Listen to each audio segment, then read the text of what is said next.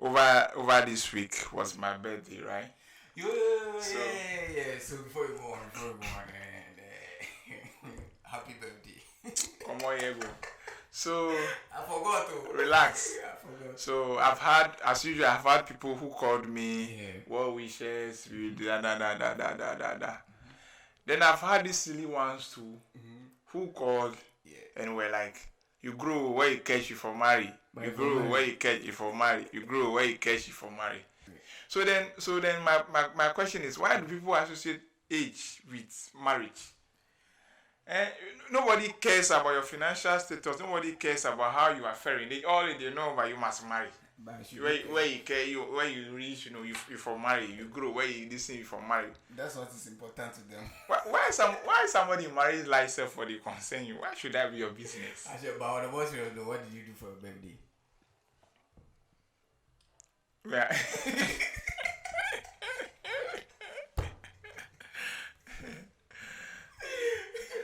Any day. You know, birthdays are important days in one's life. Yeah. And for me, it's a time I pause to reflect over my life, and then to celebrate God's faithfulness in my life, ponder over this and stuff like. Yeah. So you try to appreciate God's grace in your life, and try to shape up sit back, look into your life, and then see if, and then going forward, if there are some changes you so want to see, then you make them happen. Yeah, you affect them. Yeah, sure. Aside maybe the small cakes and then a few drinks that might have. Some way somehow. So because my friend is a caterer. So what did your girlfriend get you on your birthday? Mind your business. So aside the birthday matter, contrary to this widely accepted view that alcohol or drinking alcoholic stuff may have some adverse effect on your brain. There is this observational survey that I am doing, where contrary to that, the alcohol survey, the alcoholic people rather, they are very sharp. As I say, maybe the alcohol they trigger some part of their brain when some people are drunk to a point, they tend to speak English and they tend to speak vocabs, and like people that are quiet, listen when they are in the spirit, You know what concern right they now? speak big English. Some people can even know some English, French, and say, hey. So are you sure this is rather the? How did you come to this conclusion? Oh, I said that you've tested it, you've experienced it yourself in the course of relax. You try to find out what's up. It tells that you don't even pay attention. I said observational survey. So I observed people. Mr. Observer. Yes. Yeah. I observe people who are alcoholic. So that means that you too you'll be part of my sample size. So I observe you. I take only Jolly Juice, please. And how ordinarily you listen, and when the thing come with the high spirit, then the thing just the flow. There's a man I have in my area who speaks French, who he said he taught before he did this. Whoever he was in Germany before this, but he forgets those things until he gets in the spirit. When he's in the spirit, that's when you remember all the things that happened when he went to Germany, when he was this, when he was teaching here, he taught here, he went to this school. He can remember the lessons and topics they treated back in school. He went to technical school, Kufuria sector. Yes. Technical. We did this, we did that. Have you seen a car move without gas or fuel before? No. No, the thing is that it's just like that. So those who take alcohol and speak English, you them to the cars. So when there is no alcohol in the system, it means there's no fuel in the machine. So as when they are fueled up, they charge up and they operate. Or they say a body is emotional emotion until external forces applied to it. Anyways, welcome to Just a Convo with Uncle Lawyer. You know the name, the only lawyer uncle in the whole of Ghana. We back again. The wages representing, is it me? Charlie, what's up with the parliament drama and all those things? I mean, like Parliament matter. This parliament and Kasa, it's been some way. They have their own issues. Full of drama here and there. So on the case of, let's say, the minority MPs voting yes to approve like the ministerial appointees and all those things, right? And then they are questioning them based on their integrity or their loyalty to the party because they've gone contrary to what they've stated as a group that they would do. That is to vote no. Yeah. I want to ask, right? Yeah. Do the people who voted yes, right? Yeah. Do they should they vote no because the party says they should vote no?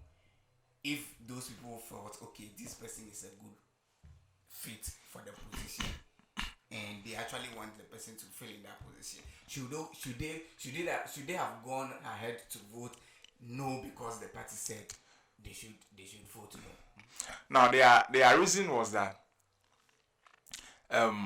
we've come to a point where due to our economic problems or mess, we find ourselves, the president or the government need to cut down, like their expenditure, downsize their ruling body. Yeah.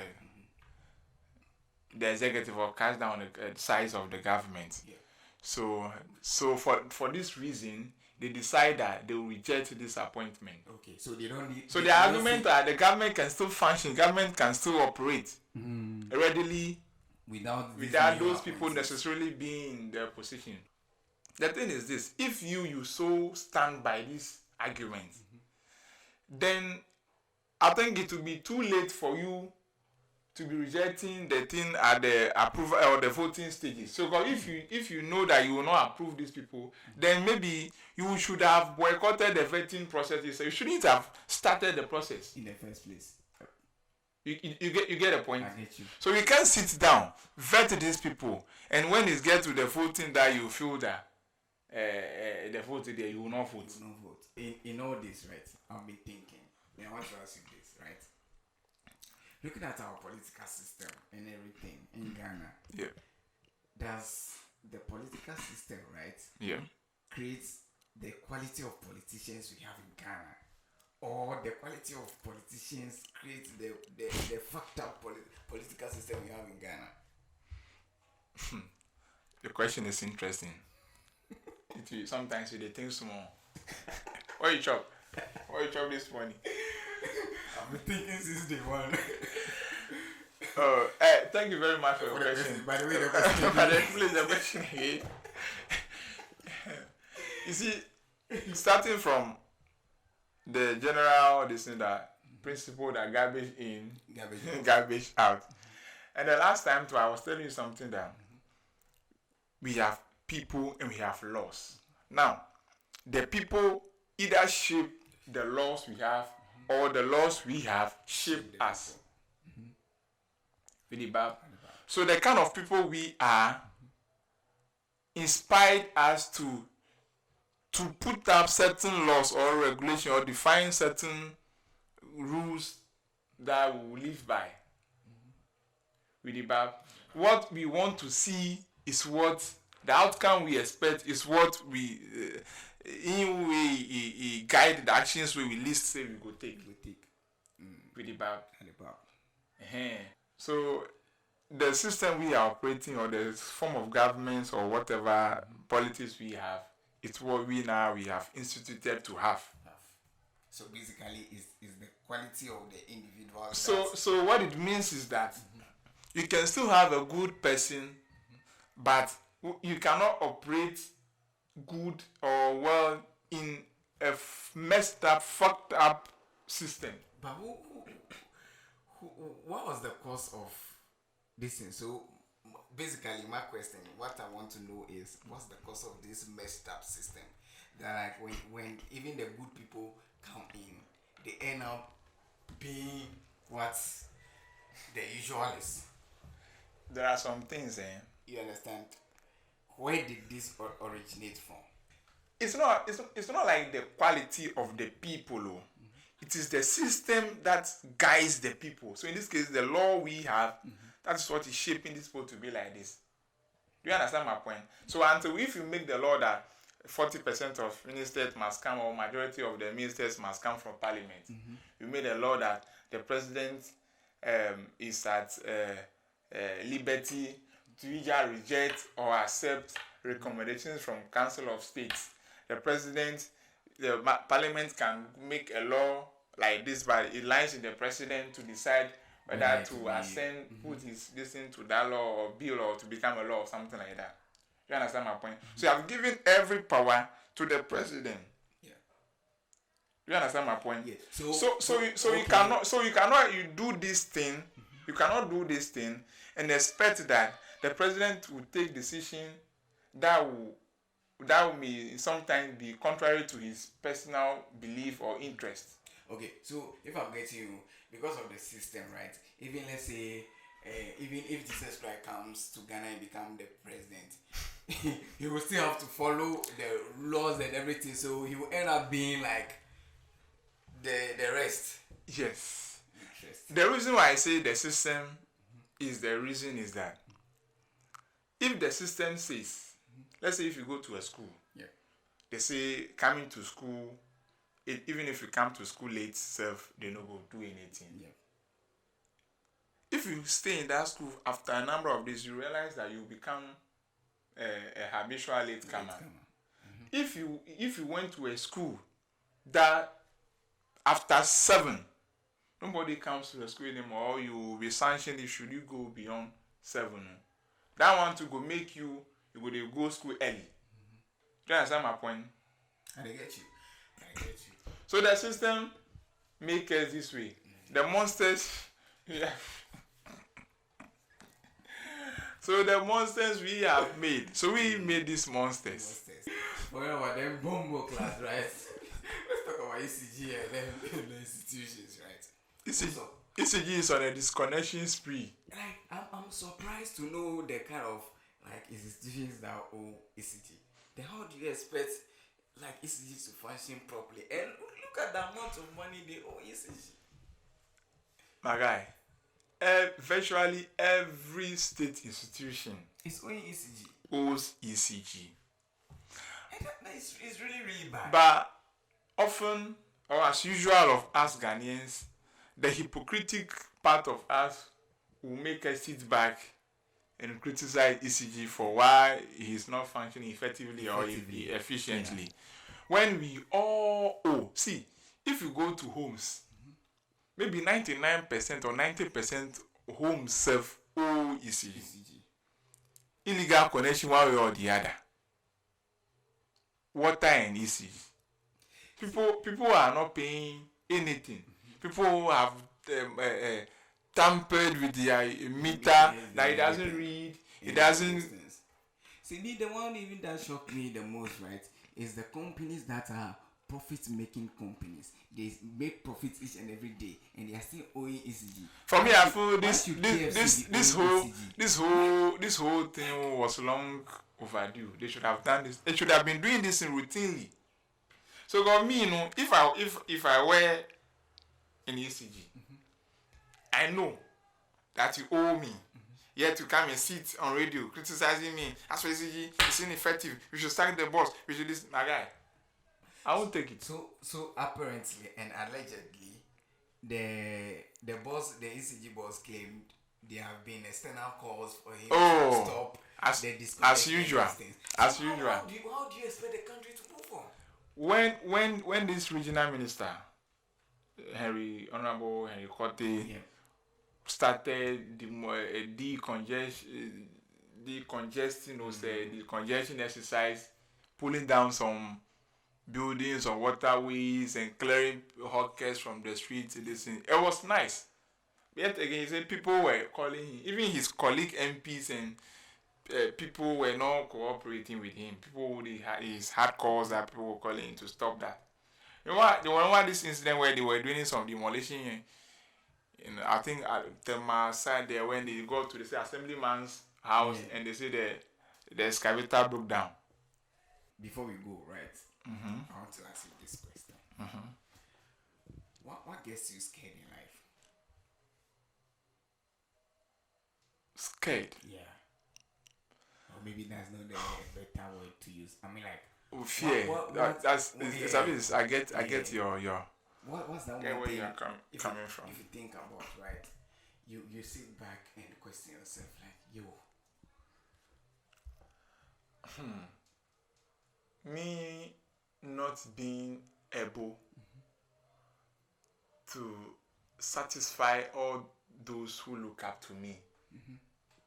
But you me not living to assume my full potential and to do the things I fail to do. But then one will ask, all those things at the end of the day, does it really matter? Is it worth it? Like, is it worth the struggle? That's why I say it will pain. I'll be pained not to be able to live to the full height of what God has predestined me for all my life for with the Bible. So people maybe he put in your way to take care of. Some task or some responsibilities is laid or placing on you to carry out or to undertake. And my failure to do those things, I think, scares me with the Bible. So the point I'm making is that should I maybe my life be truncated without me living to realize or to hear those things alone scares me. With the Bible. Yeah, so that is my phobia. Never say die. Yeah, until that was arrowed. So that is it about me. And you? Me? Yo, a whole lot of things, man. As you said, like, I mean, I want to do so many things, right? And sometimes I get scared that maybe I might not, and I'm not doing those things. Okay, I keep questioning myself. What if I'm not able to do this? So which is why my people have it. Life is the greatest, or life is what matters. Life is all that matters. Okay, so if you have life, hopefully or dolly, you gonna achieve your things. So the only thing that can deter you from realizing those goals or doing those things is only when your life is taken. And the manner in which it will be taken. Do you believe in the ideology that at any point in time that you die, through whatever means or whatever, that's the time God has designated for you to die? I beg to differ. See, you see, sometimes we know they say whatever would be as people use it, but it is not factual, or it is not true. Let me just say it is not true. You can lose your life ahead of the time maybe God, or the number of years God has given you to stay here on earth. Okay, so then one will ask, if God has given you, let's say, a certain number of years, or he wants you to fulfill this purpose on earth, right? Yes. And then that time is not right, and then something happened. Yes. Right? One would argue, why can't he prevent you from dying? Knowing very well you've not reached your potential, or you've not done what he has assigned you to do on earth. Because God knows everything. Okay. Of course. Yes. So if he knows everything, then he knows what you become. He knows your potential. He knows why he sent you on earth to do and all those things. So if your time is not yet up, or you've not fulfilled those things, why can't he prevent you from dying like untimely death? You see, Well, Well, don't I, get angry. I I'm just want, asking questions. I want to say that Yeah. in as much as God is the supreme power over all of us, Yeah. to some extent, our life is in our No. own hands. So you want to say God doesn't You see what I mean is to say that God expects some things from us. So if you fail to do those things, and some adverts or some bad negative things happen to you, you have yourself to blame.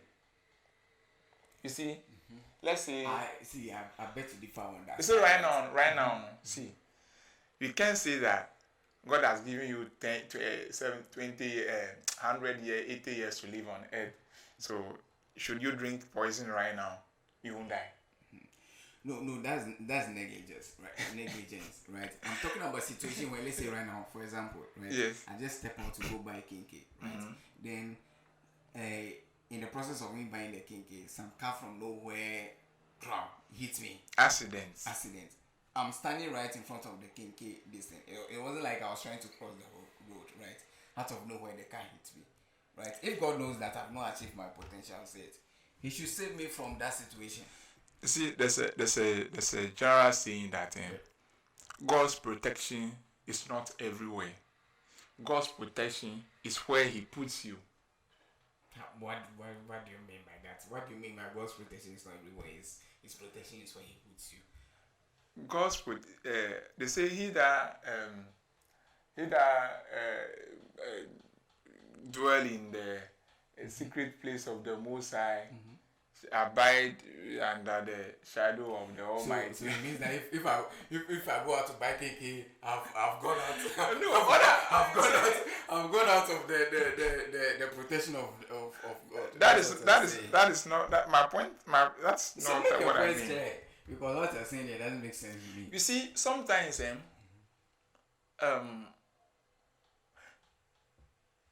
you can have some awakening, or some if you are strong spiritually, you can receive some alert or some it can be prompted in your spirit. So there are some decisions you won't take them. You see, sometimes at that time maybe you should cook or eat yourself. It's been just a convo with Uncle Lawyer Didi. What's in the building? We out.